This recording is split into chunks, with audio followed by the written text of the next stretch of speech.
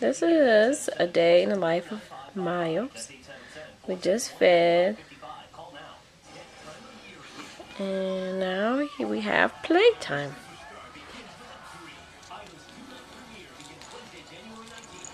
He doesn't really seem interested today, but usually he is interested. There he is.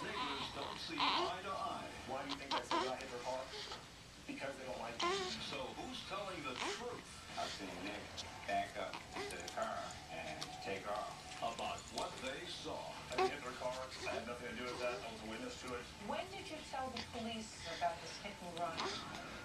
Let's see if he'll grab it. Usually he grabs it. Which is pretty cool. Because he's learning how to touch stuff. So, I don't know. It's a close one.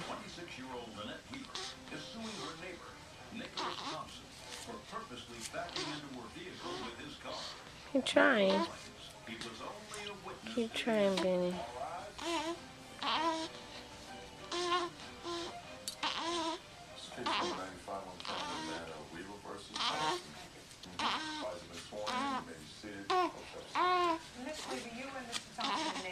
Almost. You used to be friends as well. Almost. You're not friends anymore. That is your claim that Mr. Thompson took your car at a time when your children were in the car. Almost, Benny.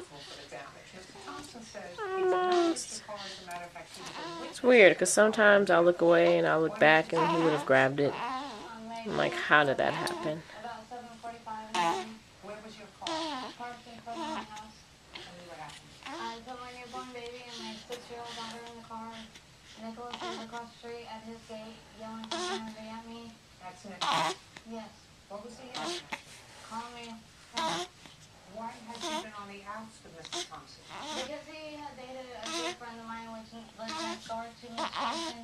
Maybe he'll grab this He one. was taking advantage of her, and I didn't want to do Yay! He got The it. romance or to... Beanie, you got it.